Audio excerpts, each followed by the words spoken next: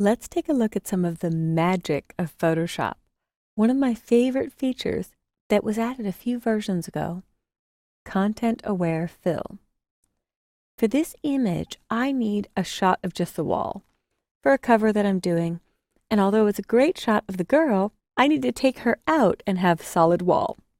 And that would take a lot of time to clone manually. There is a clone stamp tool where I could spend 20 minutes or so carefully removing her. No longer do you have to do the heavy lifting. We're going to choose Select, Load Selection. I've saved a selection of the girl that we want to remove. So when you select, Load Selection from the Department of Redundancy department, the channel is called Girl and you just need to click OK. And we get the selection or marching ants around the object we'd like to remove. So I'm going to choose Edit, Fill. And in the Fill dialog, I'll leave it on Content Aware. I'll simply click OK. And Photoshop calculated what we need to insert to remove the girl. If I choose Select, Deselect, it would be very difficult for a novice to know that there was ever someone there. Now, a trained user like myself can see a little color shift or highlights that have changed, but you can keep doing the content-aware fill. I could select this portion with my lasso tool just by clicking and dragging and finishing in a circular motion, and then choose Edit, Fill again, leave it on content-aware, and click OK.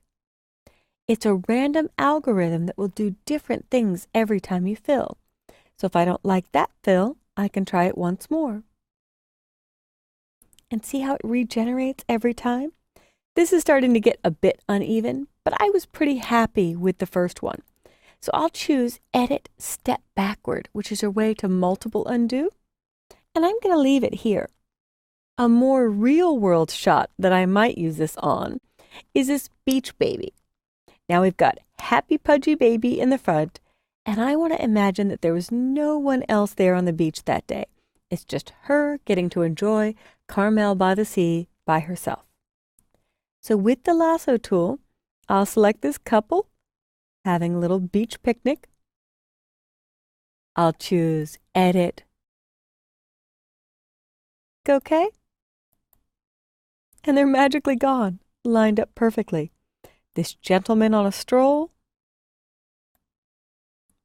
Edit, Fill, click OK, gone. I'm very curious how it will do on this girl walking down the beach because we have beach line, sand, and the plants. Edit, Fill, click OK. So it didn't do great, but I could undo that and try to be a bit more careful when I select her.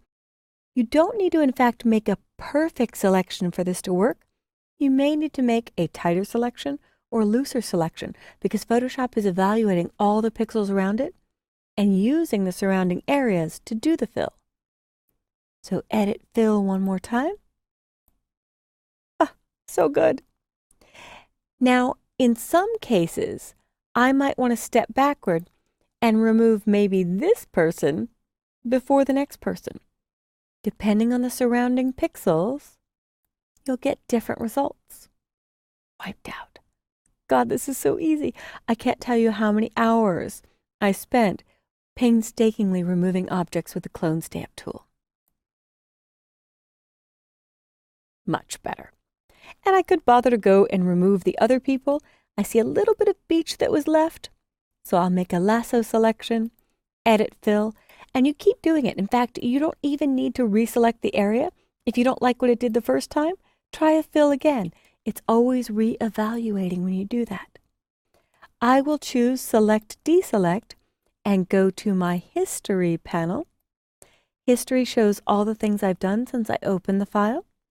And if I click once on the top, here's my before. Click once on the last thing you did, the name of the thing you did, which in this case is Deselect. Here's after.